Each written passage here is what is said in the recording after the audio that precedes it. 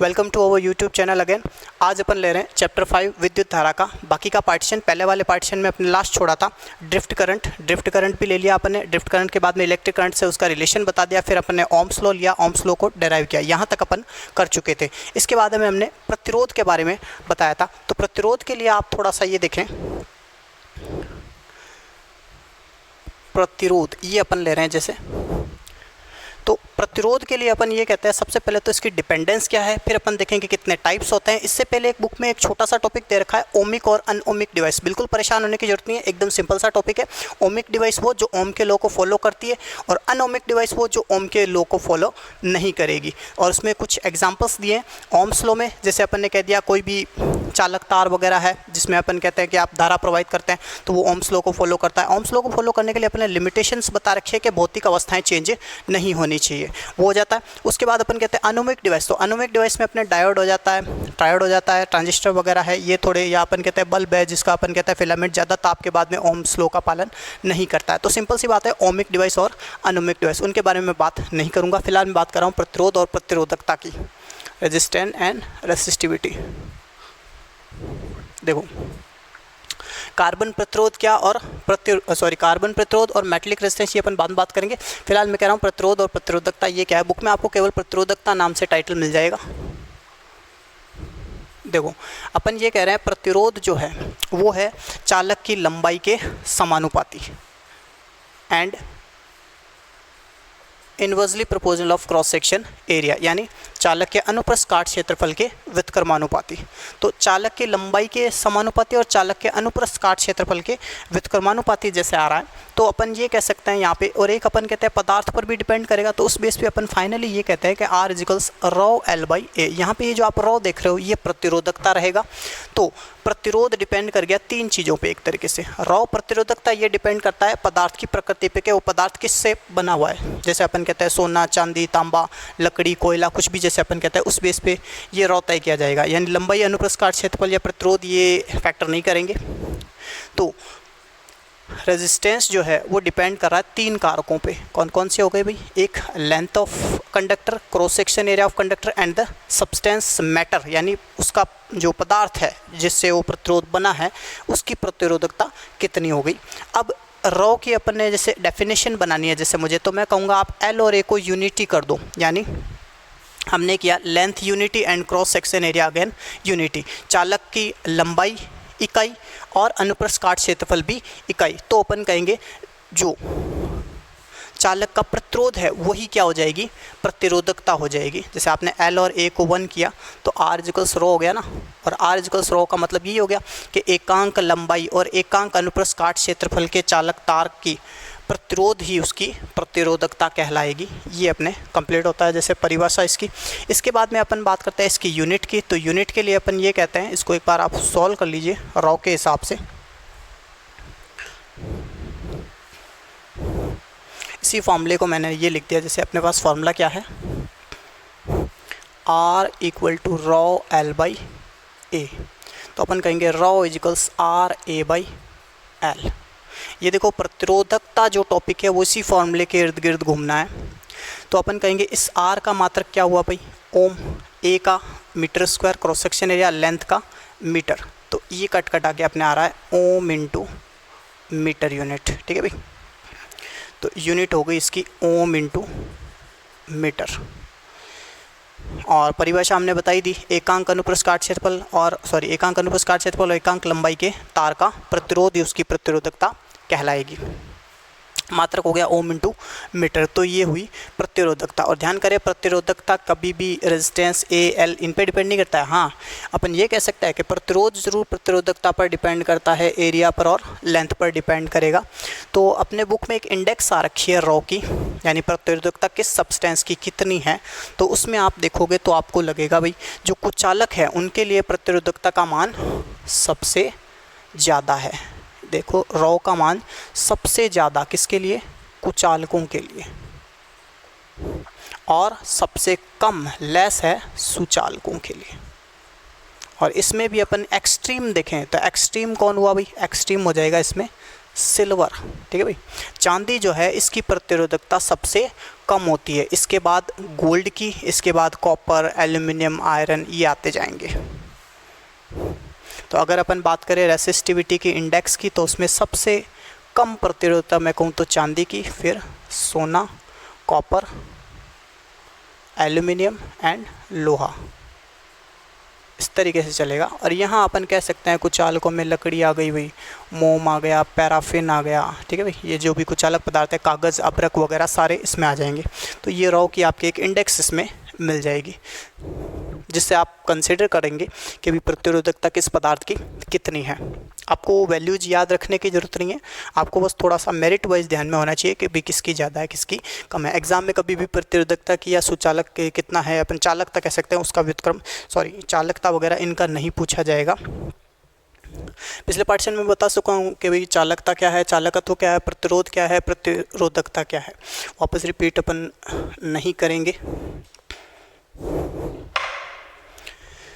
तो ये मैटर होता है अपने प्रतिरोध और प्रतिरोधकता। इसके बाद मैं आपको बता रहा हूँ कि भाई प्रतिरोध जो है या प्रतिरोधकता जो है, ये अपन कहते हैं टेम्परेचर से किस तरीके से अफेक्ट होती है, यानी ताप का इन पे क्या प्रभाव पड़ता है। उससे पहले मैं आपको थोड़ा सा कार्बन प्रतिरोध और मेटलिक रेजिस्टेंस के बारे में बता देता हूँ कि भाई प्रतिरोध जो है ये मार्केट में आपको दो तरह के अवेलेबल होते हैं।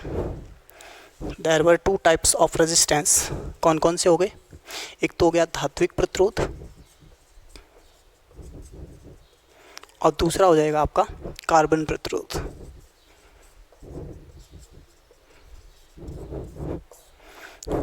तो मेटलिक रेजिस्टेंस में तो सीधा सीधा मेटल का वायर होगा, ठीक है। प्रतिरोध बढ़ाना है तो लंबाई बढ़ा दो, पतला कर दो, प्रतिरोध घटाना है तो उसको थोड़ा मोटा कर दो या लेंथ को कम कर दो। या अपन कहते हैं सब्सटेंस आप कौन सा ले रहे हो, जैसे कॉपर ले रहे हो, सिल्वर ले रहे हो, इस पर डिपेंड करेगा धात्विक प्रतिरोध का प्रतिरोध। लेकिन कार्बन प्रतिरोध ये अपन पढ़ेंगे यहाँ पे। कार्बन प्रतिरोध की देखो बनावट ये है, ये वैसे कार्बन से ही बना है इसलिए इसको बोलते हैं कार्बन प्रतिरोध। धात्विक प्रतिरोध क्योंकि ये धातु से बना है इसलिए इसको धात्विक प्रतिरोध बोला जाएगा। इसमें आपको दिखेंगी 4 कलर की पट्टियाँ, 4 बैंड हो गए। ये हुआ आपके प्रथम अंक, द्वितीय अंक, उसके बाद मल्टीपल हो जाएगा गुणक, और उसके बाद सह्यता यानी टॉलरेंस। अब इनके लिए देखो प्रतिरोध इसका कितना है कलर कोड बेस पे, या अपन कह सकते हैं प्रतिरोध बेस पे कलर कोड क्या होगा। इन सब के लिए अपने इसमें एक बुक में इंडेक्स आ रखी है, उसकी अपन सहायता लेंगे। ये प्रथम अंक, द्वितीय अंक, गुणक और सहायता ऐसे ही अपने को समझ में आएंगे। जैसे फॉर एग्जांपल मैंने कहा ये है 56 ओम का, मैंने कह दिया ये 56 ओम का है। अच्छा, ये गुणक और ले लेता हूँ मैं, जैसे मान लो 10 की पावर 2 ले लिया मैंने, और ये सहायता मैंने 5% ले ली। तो इसका मतलब ये कितना हुआ भाई, ये हो गया देखो प्रथम अंक 5, 56 इंटू 10 की पावर 2 यानी 5600 समझ लो, प्लस माइनस 5%। अब ये चीज़ प्रतिरोध का मान सह्यता सहित कलर कोड से कैसे अपन पता करेंगे वो अपन देखते हैं। तो उसके लिए अपने को एक इंडेक्स यहाँ पे ड्रॉ करनी पड़ेगी, जिसकी मैं बात यहाँ कर लेता हूँ तुरंत ही। ट्रिक क्या रहेगी इसके लिए? ट्रिक है ये बीबी रॉय, ये अपन ट्रिक बता रहे हैं इसके लिए। B B Roy, Great Britain, very good wife, wearing gold silver necklace. इनका यूज़ नहीं करना है अपने को, ट्रिक में है हालांकि, बट इनको यूज़ नहीं करना है। Gold silver necklace. तो कैसे अपन यूज करने वाले हैं इसको देखो। सबसे पहले मैं कलर लिख लेता हूँ। कलर देखो इसी ट्रिक से लिख रहा हूँ, बीबी रॉय, थोड़ा ऊपर ले लेते हैं, बीबी रॉय। एक सेकेंड, ये तो हो गया आपका कलर, रंग,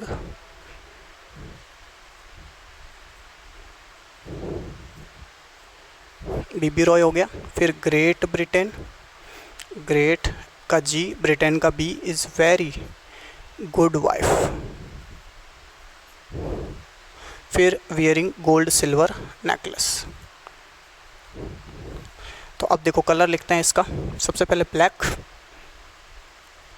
फिर ब्राउन,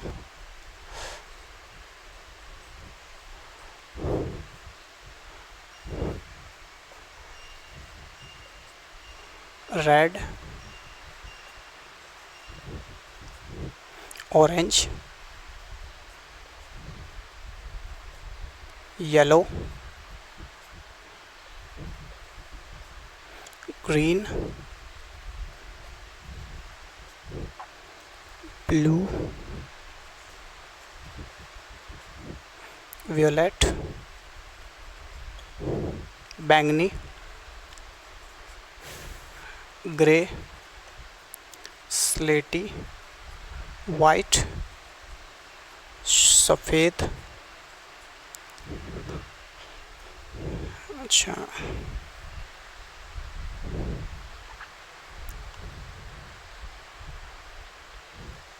वेरी गुड वाइफ हो गया ये।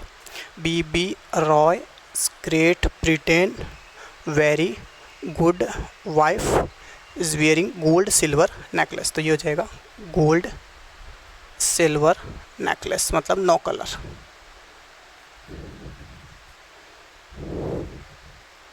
सुनहरा कह देते हैं इसको, गोल्डन, चांदी जैसा, और ये रंगहीन, कलरलेस।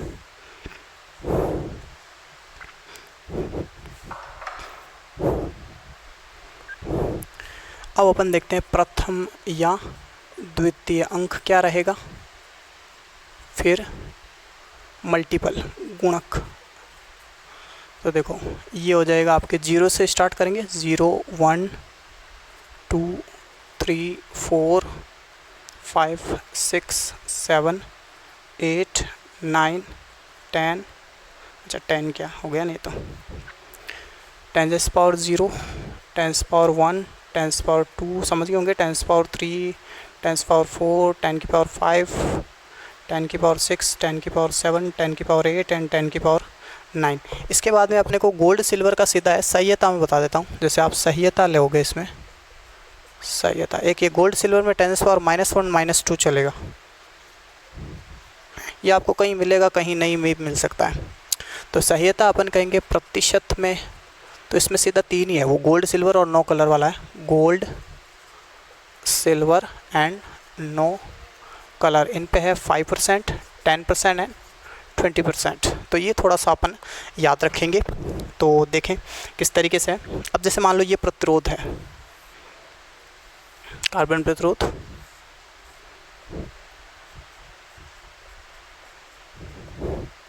ये अपना फर्स्ट कलर हो गया, ये सेकंड कलर हो गया, थर्ड कलर हो गया, 5 कलर हो गया। अब जैसे मान लो मेरे को ये लेना है लाल, मैंने ले लिया पीला, मैंने ले लिया सफ़ेद,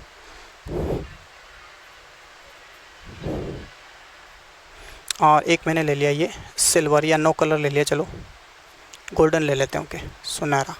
अब देखो इस कलर कोड के आधार पे अपन प्रतिरोध निकाल रहे हैं, इसका कितना है। तो देखो रेड वाले का कितना हो गया 2 यहाँ से, तो 2। येलो का कितना है, येलो का देखो 4 है, तो 24 और इनटू। अब वाइट के लिए कितना हो गया, अभी 10⁻9 हो गया, 9 ohm and plus minus tolerance हो गई 5%। ये सवाल दोनों तरफ से पूछा जाता है। कभी कभार ये देके कलर कोड पूछ लेते हैं, या कलर कोड देख करके चीज़ पूछ लेंगे प्रतिरोध का मान कितना है। तो अपने को थोड़ा सा यही ध्यान रखना है कि ये जो आप देख रहे हो ये स्कीमेटिक तो अपने को याद हो जाना चाहिए। इसके बाद इनमें तो आपको कोई प्रॉब्लम नहीं आए, ठीक है। दूसरा अपन ये देख रहे हैं यहाँ पे कि भाई सवाल कितने नंबर का बनेगा, तो 1 नंबर का बनेगा। और उसमें क्या पूछेंगे, तो 2 ही बात पूछेंगे कि या तो कलर कोड देके वैल्यू पूछ लेंगे, या वैल्यू देके कलर कोड पूछ लेंगे। यानी वर्णक्रम के आधार पर प्रतिरोध का मान सह्यता सहित कितना है, या प्रतिरोध का मान अपन देने के बाद सह्यता के साथ उसका कलर कोड कितना रहेगा। तो ये अपने मैटर हो जाता है क्या, कार्बन प्रतिरोध का कंप्लीट। तो यहाँ अपन कार्बन प्रतिरोध को जैसे देख पा रहे हैं, अपने को क्या याद रखना है, केवल एक ट्रिक याद रखनी है, B Roy Great Britain very good wife wearing gold silver necklace. ध्यान करें इनका कोई आप कलर नहीं बना देना, कलर इतने ही रहेंगे इसमें। उसके बाद में ज़ीरो से स्टार्ट करना है, 1 से नहीं। इसमें भी 0 से स्टार्ट करना है, 1 से नहीं। हो सकता है आप कभी यहाँ 1 से स्टार्ट कर दो या यहाँ 1 से स्टार्ट कर दो, ये गलती अपने को नहीं करनी है। ये गलती होते ही फिर सारा कलर कोड, सारे क्वेश्चन वगैरह सब गलत पड़ जाएंगे। और ये थोड़ा सा अपन ध्यान रखेंगे। टॉलरेंस के लिए 3 कलर काम आ रहे हैं, एक गोल्ड, एक सिल्वर, एक नो कलर। नो कलर कोई कलर नहीं है, मतलब कोई कलर नहीं है, वर्णक्रम है ही नहीं इसमें, ये कलर नहीं है। तो 5%, 10%, 20% ये टॉलरेंस अपन याद रखेंगे। टॉलरेंस का मतलब हो गया कितना ये प्रतिरोध अपन कहते हैं सहन कर सकता है। सहायता हो गई जो प्रतिशत में, कभी 5% इससे अप डाउन हो सकता है, या 10% इससे अप डाउन हो सकता है, 20% अप डाउन हो सकता है। ये इसकी वेरिएशन हो जाएगी, रेंज हो जाएगी। तो ये अपने हो जाता है कार्बन प्रतिरोध कंप्लीट। आई होप आप सबको समझ में आ गया होगा। ट्रिक वाइज अपने कोई दिक्कत आनी नहीं है इसमें, ज़्यादा कोई टेंशन लेने की जरूरत नहीं है। कोई बड़ा सवाल भी इसमें नहीं बनना है कि आपको इंडेक्स विंडेक्स पूछेंगे, ऐसा कुछ नहीं पूछेंगे। सवाल इस टाइप का ही पूछा जाएगा। आप बुक से इसके अदर एग्जांपल्स और भी एक बार देख करके सॉल्व करके देखना कि कलर कोड के बेस पे अपन प्रतिरोध निकाल पाते हैं या नहीं। अब इसके बाद में अपन ले रहे हैं यहाँ पे डिपेंडेंस ऑफ टेम्परेचर, यानी ताप का प्रभाव क्या पड़ेगा। चलो देखते हैं। नेक्स्ट अपन ले रहे हैं यहाँ पे प्रतिरोधकता पर ताप का प्रभाव।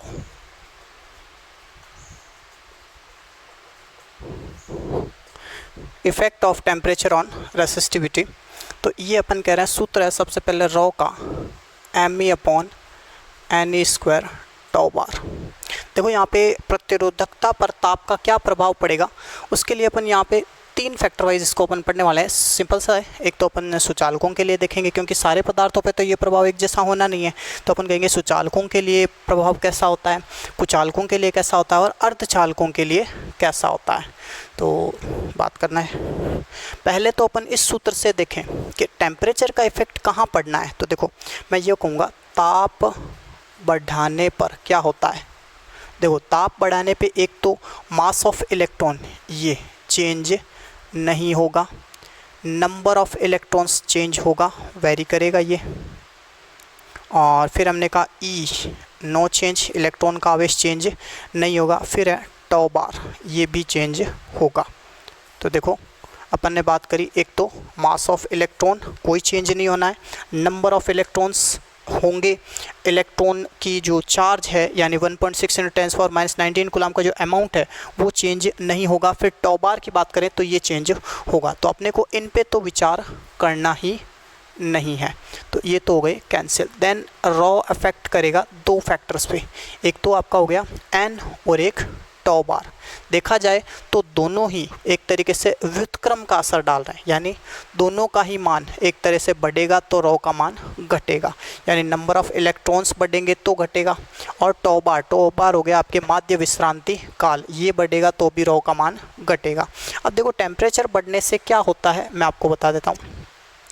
नॉर्मली जब अपन ताप बढ़ाते हैं तो नंबर ऑफ इलेक्ट्रॉन्स बढ़ेंगे। कैसे बढ़ेंगे, देखो अपन ये कहते हैं कि जो पदार्थ में आपके परमाणु हैं उनसे अपन कहते हैं जो इलेक्ट्रॉन बाउंडेड रहते हैं, परमाणु में इलेक्ट्रॉन जो नाभिक से बाउंडेड रहते हैं, तो नाभिक से जो बाउंडेड इलेक्ट्रॉन्स हैं वो टेम्परेचर के कारण क्या होंगे, फ्री होंगे, ऊर्जा पाकर के नाभिक के अप्रोच से बाहर जाएंगे। और बाहर जाएंगे तो अपन ये सीधा सीधा कह सकते हैं कि नंबर ऑफ इलेक्ट्रॉन्स जब टेम्परेचर इफेक्ट के कारण बढ़ेंगे, जाहिर सी बात है मुक्त इलेक्ट्रॉनों की संख्या ताप बढ़ाने से क्या होगी, बढ़ेगी। और दूसरा अपन कह रहे हैं टॉ बार, माध्य विश्रांति काल। माध्य विश्रांति काल में ऐसा है, इसमें कभी कभार अपन कहते हैं ताप बढ़ाने पे जैसे ऐसा होता है कि नंबर ऑफ इलेक्ट्रॉन्स बढ़ गए, कोलिजन्स बढ़ गई, तो अपन कहेंगे माध्य विश्रांति काल क्या हो जाएगा, घटेगा या बढ़ेगा। देखो अपन ये कह रहे हैं माध्य विश्रांति काल टॉ बार। तो टॉ बार का देखो ऐसा है, अपन जब ताप बढ़ाएंगे तो जाहिर सी बात है इसका मान घटेगा। माध्य विश्रांति काल को समझ लिया होगा हमने पीछे भी कि माध्य विश्रांति काल क्या होता है। माध्य विश्रांति काल का मतलब हो गया आपके एक तरह से जैसे इलेक्ट्रॉन्स हैं और ये इस तरीके से टक्कर कर रहे हैं, ठीक है। तो अपन ये कह रहे हैं कि जब τ1, τ2, τ3, τ4, τn की बात मैं कर रहा हूँ कि अगर टक्करों की संख्या बढ़ेगी या अपन कह सकते हैं इलेक्ट्रॉनों की संख्या बढ़ेगी तो टाइम तो कम ही लगेगा, और टाइम कम लगेगा मतलब टॉ बार का मान गिरेगा। तो 2 चीज़ ध्यान में रखनी है, ताप बढ़ाने पर नंबर ऑफ इलेक्ट्रॉन्स बढ़ते हैं एंड टॉ बार घटता है। अगर मैं यूँ कहूँ जितने बढ़े उतना ही टॉ बार घटा तब तो कोई इफेक्ट ही नहीं हुआ टेम्परेचर का, लेकिन ऐसा होता नहीं है। देखो बात करते हैं अपन वापस सुचालकों के लिए, कुचालकों के लिए। सबसे पहले मैं बात कर लेता हूँ सुचालकों के लिए।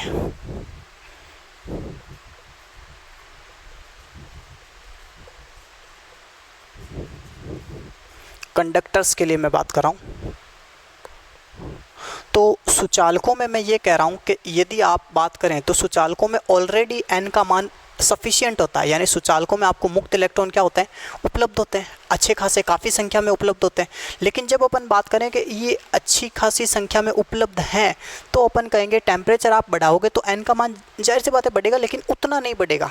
समझ रही ना, सुचालकों के लिए मुक्त इलेक्ट्रॉनों की संख्या बढ़ेगी लेकिन इतनी नहीं बढ़ेगी। ये वृद्धि कैसी होगी, अल्प होगी। जब ताप बढ़ाया जाएगा, ताप बढ़ाने पर क्या होगा, नंबर ऑफ इलेक्ट्रॉन्स में क्या होगी, अल्प वृद्धि हो जाएगी। ठीक है, और इनमें अल्प वृद्धि का मतलब हो गया, जैसे यहाँ से अपन देखें अल्प वृद्धि तो अल्प कमी हुई रो में परिणाम स्वरूप। लेकिन अगर अपन बात करें टॉबार की, तो टॉबार में अपन कहेंगे जो कमी होनी है टेम्परेचर इंक्रीमेंट से वो बहुत ज़्यादा होगी, अत्यधिक कमी हो गया। तो अत्यधिक कमी हुई टॉबार में, इन दोनों की वजह से अपन कहते हैं, देखो रॉ जो है वो अपन कह रहे हैं डिपेंड कर रहा है फॉर्मूले वाइज टॉबार पे। तो अपन कहेंगे इसमें अपन कहते हैं अल्प वृद्धि हुई तो इसमें क्या होगी, अल्प कमी होगी। लेकिन इसमें अल्प कमी से इसमें क्या होगी, अत्यधिक वृद्धि होगी। तो फाइनली इफेक्ट किसका पड़ेगा, वृद्धि वाला ही पड़ेगा। ठीक है भाई, क्योंकि अपन कहते हैं ये फैक्टर अल्प है इसलिए ज़्यादा प्रभावी कौन हुआ, ये वाला फैक्टर ज़्यादा प्रभावी हुआ। क्योंकि दोनों अगर बराबर होंगे तो रेसिस्टिविटी में नो चेंज आएगा। तो अपन यहाँ सीधा सीधा ये समझ सकते हैं कि सुचालकों के लिए जब ताप बढ़ाया जाता है तो मुक्त इलेक्ट्रॉनों की संख्या में तो अल्प वृद्धि होती है, लेकिन टॉबार में अत्यधिक कमी, बहुत ज़्यादा कमी आ जाती है। और इसी कमी के फलस्वरूप अपन कहेंगे इफेक्ट इसका नहीं इसका पड़ेगा। और फाइनली अपन कहते हैं इसमें डिक्रीमेंट के फलस्वरूप अपन कहेंगे प्रतिरोधकता बढ़ेगी। यानी ताप बढ़ाओगे तो सुचालकों की प्रतिरोधकता बढ़ेगी, चालकता घटेगी। आगे होगा ध्यान में, तो अपन कह सकते हैं रॉ का मान टेम्परेचर के साथ बढ़ेगा। अगर आप ग्राफ खींचें रॉ में और टेम्परेचर वाले में, जैसे मान लो ये मैंने टेम्परेचर ले लिया, रॉ ले लिया, तो ग्राफ इस तरीके से होगा। कभी टेम्परेचर के प्रोपोर्शनल आ रहा है, टेम्परेचर बढ़ेगा तो रॉ भी बढ़ेगा। हालांकि स्ट्रेट लाइन वाला कर्व तो नहीं रहता इसमें, इस तरीके से ही अपन बनाएंगे, ये थोड़ा अपन ध्यान कर लेंगे। तो ये हुआ सुचालकों के लिए मैटर कंप्लीट, कि भी सुचालकों के लिए ताप बढ़ाएंगे तो क्या होगा, ताप बढ़ाएंगे तो प्रतिरोधकता बढ़ेगी। क्यों बढ़ेगी, देखो शुरू से मैं बात कर लेता हूँ। प्रतिरोधकता डिपेंड करेगी नंबर ऑफ इलेक्ट्रॉन्स पे और टॉबार पे। टॉबार यानी माध्य विश्रांति काल। तो अपन ये कहते हैं कि सुचालकों के लिए जब ताप बढ़ाया जाता है तो मुक्त इलेक्ट्रॉनों की संख्या में इतनी कोई खास वृद्धि नहीं होती है, अल्प वृद्धि होती है। लेकिन टॉबार में अत्यधिक कमी आ जाती है और इसी अत्यधिक कमी के कारण रेसिस्टिविटी क्या हो जाती है, बढ़ जाती है। और रेसिस्टिविटी बढ़ने का मतलब, प्रतिरोधकता बढ़ने का मतलब चालकता घटेगी। सिंपल सी बात। अब बात करते हैं अपन कुचालकों के लिए और अर्धचालकों के लिए। इनके लिए मामला बिल्कुल सेम है, इनमें उल्टा इफेक्ट पड़ना है। कुचालक कह दो या अर्धचालक, इनमें लगभग सेम ही मामला चलेगा। इनमें जब आप ताप बढ़ाओगे, ताप बढ़ाने पर रेसिस्टिविटी घटेगी। क्या होगा, प्रतिरोधकता घटेगी। कैसे घटेगी, देखो सबसे पहले नंबर ऑफ़ इलेक्ट्रॉन्स की बात कर लूँ और टॉबार की बात कर लेता हूँ। तो नंबर ऑफ़ इलेक्ट्रॉन्स में क्या होगी, अच्छी खासी इंक्रीमेंट होगी, लेकिन टॉबार में अल्प कमी हो जाएगी। तो ऐसे में अपन कह सकते हैं असर किसका पड़ना है, इनका पड़ना है, जिस वजह से रेसिस्टिविटी क्या हो जाएगी, घट जाएगी। तो फाइनली रेसिस्टिविटी डाउन होगी, घटेगी। देखो एन बढ़ा, ये कम हुआ, इसका इफेक्ट कम, इसका ज़्यादा है तो इसका ज़्यादा है, तो फाइनली रॉ बढ़ेगा। ठीक है भाई, तो इसमें अपन कह रहे हैं अल्प कमी आएगी और इसमें अत्यधिक वृद्धि होगी। ये वृद्धि आपके अर्धचालकों के लिए ज़्यादा है, कुचालकों के लिए इतनी नहीं है। कुचालकों के लिए बहुत ज़्यादा टेम्परेचर दोगे तब नंबर ऑफ़ इलेक्ट्रॉन्स में इंक्रीमेंट होगी, बाकी तब तक नहीं होगी। लेकिन अर्धचालकों में थोड़ा जल्दी ये काम हो जाएगा। तो बात हो गई अपने सीधी सीधी, रॉ का मान घटेगा। वापस बता देता हूँ, कुचालक हो चाहे अर्धचालक हो, देखो उल्टा असर है। ताप बढ़ाने पर सुचालकों में क्या हुआ था, रेसिस्टिविटी बढ़ी थी, और कुचालक या अर्धचालक में घटेगी यानी चालकता बढ़ेगी। तो टेम्परेचर बढ़ाने से सुचालकों में तो प्रतिरोधकता बढ़ती है, चालकता घटती है। लेकिन अपन बात करते हैं वापस कुचालक या अर्धचालक की, तो इनमें उल्टा सिस्टम है। इसमें ताप बढ़ाने से क्या होगा, चालकता बढ़ेगी, प्रतिरोधकता घटेगी। कारण सीधा सीधा है, दो ही ध्यान रखने, एक नंबर ऑफ इलेक्ट्रॉन्स, एक टॉ बार। इन्हीं बेस पे अपने को बताना है कि किस तरीके से टेम्परेचर इफेक्ट इन पे पड़ता है। तो ये एक सिंपल सी इसमें बात हो जाती है कि प्रतिरोधकता पर ताप का प्रभाव किस तरीके से पड़ना है। आ गया होगा समझ में।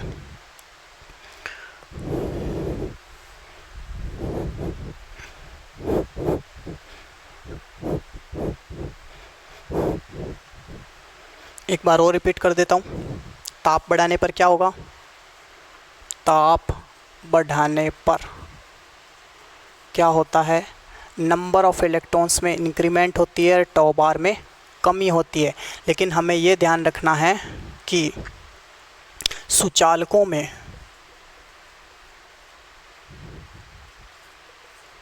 नंबर ऑफ इलेक्ट्रॉन्स में अल्प वृद्धि, सुचालकों में क्या होगा, टेम्परेचर बढ़ाने पे इसमें अल्प वृद्धि होगी, लेकिन टॉ बार में क्या होगा, अत्यधिक कमी हो जाएगी।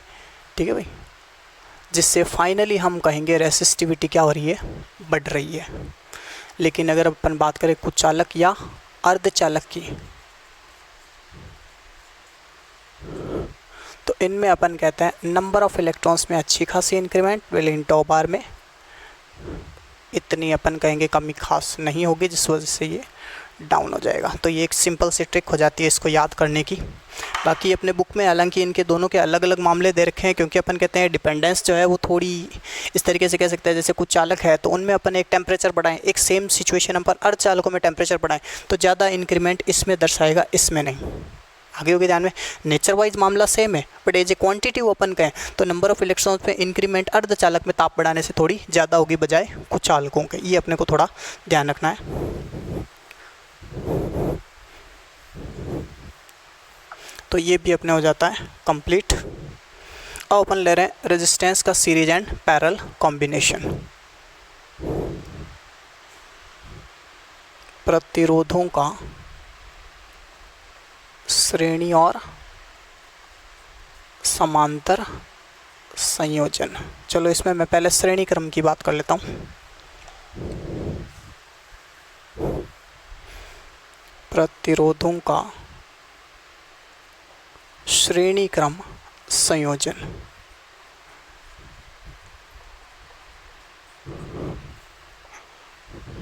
रेजिस्टेंस जो हैं वो सीरीज में जुड़ेंगे तो उसका तुल्य प्रतिरोध कितना होगा, लेकिन उससे पहले अपने को इनको समझना भी पड़ेगा भाई श्रेणी क्रम संयोजन क्या होता है, समांतर क्रम संयोजन क्या होता है। उससे भी बड़ी बात, हम संयोजन कर क्यों रहे हैं। देखो प्रतिरोधों का संयोजन करने का क्या उद्देश्य है, प्रतिरोधों का संयोजन करने का ये उद्देश्य है कि आप इच्छित मान का प्रतिरोध का मान प्राप्त कर सके, जबकि दिए गए प्रतिरोध आपके इच्छित के अनुकूल नहीं है।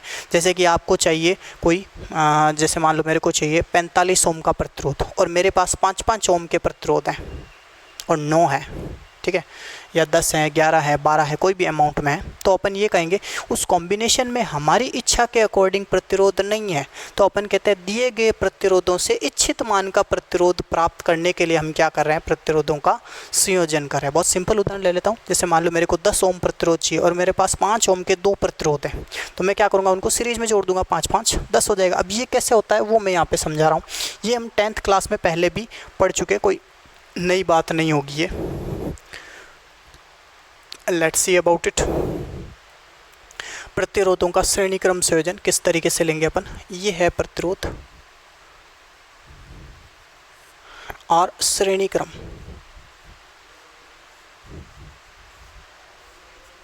ये मैंने ले लिया R1 R2 R3।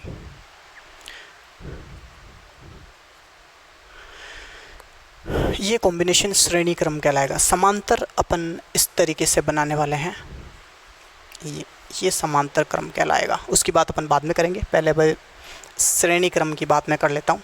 देखो श्रेणी क्रम का मतलब हो गया, आप पहले प्रतिरोध का पहला सिरा परिपथ से, दूसरा सिरा दूसरे प्रतिरोध के पहले सिरे से, दूसरे प्रतिरोध का दूसरा सिरा तीसरे प्रतिरोध के पहले सिरे से तीसरे प्रतिरोध का दूसरा सिरा, सर्किट के अदर टर्मिनल या बैटरी के प्लस माइनस की भी बात की जा सकती है। बिल्कुल समझ में आ गया होगा। वापस बोल देता हूँ, प्रतिरोधों का ऐसा संयोजन जिसमें पहले प्रतिरोध का पहला सिरा परिपथ से या बैटरी के किसी एक टर्मिनल से धन टर्मिनल मान लो, उसके बाद अपन कहते हैं प्रथम प्रतिरोध का दूसरा सिरा दूसरे प्रतिरोध के पहले सिरे से, और दूसरे प्रतिरोध का दूसरा सिरा तीसरे प्रतिरोध के पहले सिरे से, फिर तीसरे प्रतिरोध का दूसरा सिरा अगर और प्रतिरोध है तो ऐसे ही अदरवाइज टर्मिनल से, या आप कह सकते हो अंतिम प्रतिरोध का दूसरा सिरा परिपथ से जुड़ जाएगा। तो ये बिल्कुल सिंपल सी इसकी डेफिनेशन हो जाती है। इसके बाद में अपन ये देखते हैं कि आप इनमें तुल्य प्रतिरोध कैसे ज्ञात करने वाले हैं। तो तुल्य प्रतिरोध के लिए देखो, अपने को ये ध्यान में होना चाहिए कि इसमें करंट सेम रहेगा। प्रत्येक प्रतिरोध में विद्युत धारा का मान, प्रवाहित धारा का मान श्रेणी क्रम के अकॉर्डिंग अपन बात करें तो क्या होगा, समान होगा। यानी धारा का मान समान, धारा समान रहेगी। ये बात ध्यान में ये रखने योग्य है। दूसरी ध्यान में रखने योग्य बात यह है कि विभवांतर के मान अलग अलग होंगे, विभवांतर भिन्न भिन्न। देखो इस पे V1, इस पे V2, इस पे V3, ये जैसे है। अब अपन ये कह रहे हैं बैटरी का वोल्टेज यदि V है तो अपन कहेंगे total V is divided in V1, V2 and V3। So we can say that V equals V1 plus V2 plus V3। लेकिन अपन ओम के नियम से ये जानते हैं कि भाई V1 क्या है, V1 है IR1, V1 equals IR1, V2 equals IR2, V3 equals IR3 and V equals IR। R अपन कह देंगे इक्वी है, ये जैसे मान लो ये इसका तुल्य प्रतिरोध है मान लो।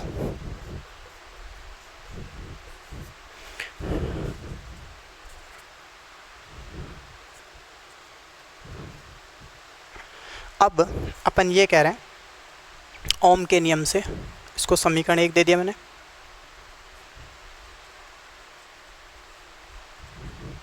ओम के नियम से अपन कहेंगे V इक्वल्स IR तुल्य प्रतिरोध सीरीज का, उसके बाद V1 बराबर IR1, V2 बराबर IR3 2 and V3 equals IR3। फॉर्मूलेट है, बहुत इजी काम है, कोई दिक्कत नहीं आएगी। अब समीकरण 1 में ये सारी वैल्यूज़ आप यूज़ कर लीजिए। इनको कोई आप दे दो 2 3 4, 2 3 4 5। तो समीकरण 1 में 2 3 4 और 5 से तो आ जाएगा IR series is equals IR1 plus IR2 plus IR3।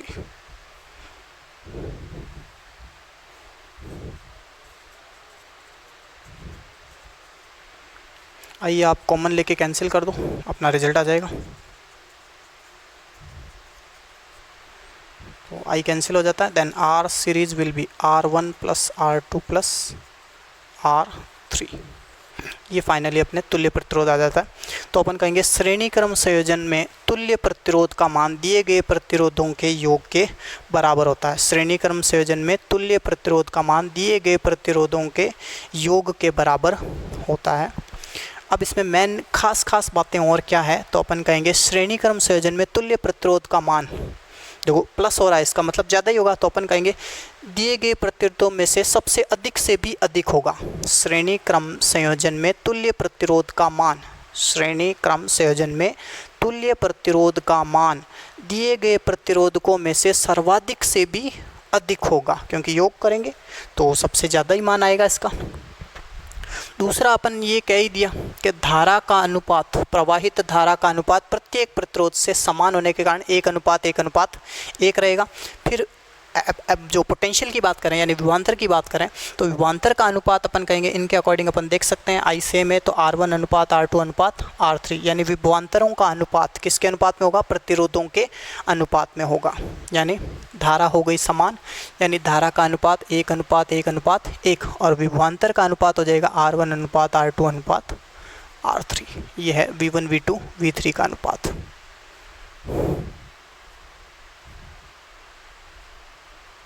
ये I1 अनुपात I2 अनुपात, हालांकि I है वैसे कोई दिक्कत वाली बात नहीं है। और सीरीज कॉम्बिनेशन कब यूज किया जाता है, जब दिए गए प्रतिरोधों से अधिक मान का प्रतिरोध आपको चाहिए हो तो अपन सीरीज कॉम्बिनेशन यूज करेंगे। तो ये होता है प्रतिरोधों का श्रेणी क्रम संयोजन कंप्लीट। इसके बाद अपन लेंगे प्रतिरोधों का समांतर क्रम संयोजन। Let's see about it.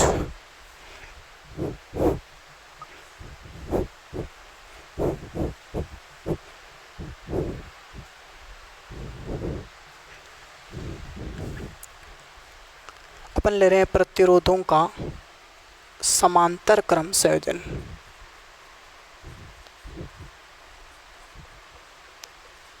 यानी पैरेलल कॉम्बिनेशन ऑफ रेजिस्टेंस।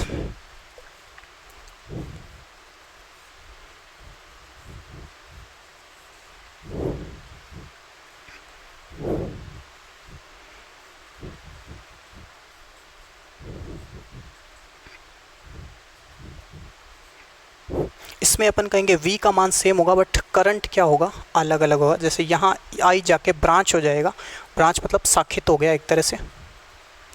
3 अपन ने कॉम्पोनेंट मान लिए R1, R2 and R3 and then वापस आपका I1, I2, I3 बन जाएगा I। तो ये आपका सर्किट फ्लो हो जाता है एक तरीके से।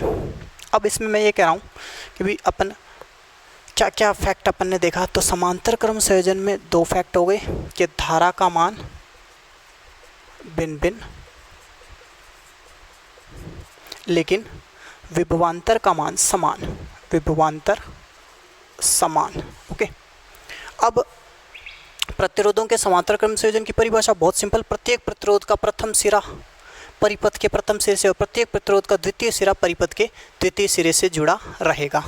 तो ये अपना सिंपल सी परिभाषा हो गई। प्रत्येक प्रतिरोध का प्रथम सिरा परिपथ के प्रथम सिरे से और प्रत्येक प्रतिरोध का दूसरा सिरा बैटरी कह दो या परिपथ कह दो उसके दूसरे सिरे से जुड़ा रहेगा।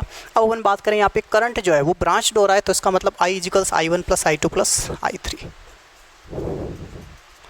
एंड इसका अपन इक्वी अगर अपन बनाएं, ठीक है, तुल्य, तो तुल्य आप इस तरीके से बना सकते हो, वही R पैरेलल कह दो, इक्वी कह दो।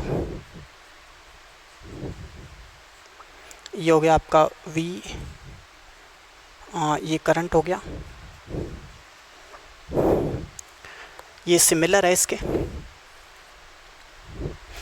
तो देखो ओम्स लॉ से I को क्या कहोगे, I equals V upon R, तो V upon R parallel equals, वैसे ही आप समीकरण बना सकते हो। इसमें भी क्या समीकरण बन जाएगी, I equals V upon R P, I1 equals V upon R1, I2 equals V upon R2 and I3 equals V upon R3। 10th का है, रिपीट कर रहा हूँ, अपन पहले से ही पढ़ चुके हैं वैसे ये। तो ये समीकरण इसमें आप यूज कर लेंगे। तो I1 की जगह क्या आ जाएगा, V upon R1 plus V upon R2 plus V upon R3। V common लेके कैंसिल कर दो, then V upon RP equals, V common ले लिया, 1 upon R1 plus 1 upon R2 plus 1 upon R3। तो V कैंसिल और अपने पास में final result आ जाता है 1 अपॉन R इक्वी का पैरेलल 1 अपॉन, चलो ब्रैकेट में हटा देता हूँ, 1 upon R1 plus 1 upon R2 plus 1 upon R3, ये आ जाता है। तो क्या कहेंगे, समांतर क्रम संयोजन में तुल्य प्रतिरोध का व्युत्क्रम, समांतर क्रम संयोजन में तुल्य प्रतिरोध का व्युत्क्रम दिए गए प्रतिरोधों के व्युत्क्रमों के योग के बराबर होता है। समांतर क्रम संयोजन में समांतर क्रम संयोजन में तुल्य प्रतिरोध का व्युत्क्रम, तुल्य प्रतिरोध का व्युत्क्रम दिए गए प्रतिरोधों के व्युत्क्रमों के योग के बराबर होता है। ये फाइनल इसका रिजल्ट निकला। दूसरा अपन फैक्ट वाइज कहें तो तुल्य प्रतिरोध का मान, समांतर क्रम संयोजन में तुल्य प्रतिरोध का मान दिए गए प्रतिरोधों में से अल्पतम या न्यूनतम प्रतिरोध वाले से भी कम होगा, यानी कम वाले से भी कम, यानी R1 R2 R3 में जो सबसे कम है उससे भी कम क्या होगा, RP होगा। आगे होगा ध्यान में। तो दिए गए प्रतिरोधों में से सबसे कम से भी कम मान का तुल्य प्रतिरोध समांतर क्रम संयोजन में प्राप्त होता है। तो इसका यूज क्या हुआ, दिए गए प्रतिरोधों से कम मान का प्रतिरोध यदि आपको चाहिए तो अपन पैरेलल कॉम्बिनेशन यूज करेंगे। दो बातें और क्या, एक तो मैं ये कह रहा हूँ कि यहाँ पे जो धाराओं का अनुपात है वो होगा प्रतिरोधों के व्युत्क्रम अनुपाती। देखो I1 I2 I3 का अनुपात क्या है, I1 अनुपात I2 अनुपात I3 बराबर, यही कहेंगे V कट के 1 अपॉन R1 वगैरह। चलो नीचे लिखता हूँ 1 upon R1, 1 upon R2, 1 upon R3, यानी धारा किस अनुपात में प्रवाहित होगी, प्रतिरोधों के व्युत्क्रमानुपाती, प्रतिरोधों के व्युत्क्रमानुपाती अकॉर्डिंग टू ओम्स लॉ। और रही बात पोटेंशियल, तो पोटेंशियल यानी विभवांतरों के अनुपात क्या रहेंगे, सेम रहेंगे, यानी V1 अनुपात V2 अनुपात V3 इक्वल्स 1:1:1। ये होता है अपने parallel combination of resistance. Complete कुछ भी नहीं है, बहुत सिंपल सा काम है, 10th में हम करके आ चुके हैं, तो आगे आपको दिक्कत नहीं आएगी।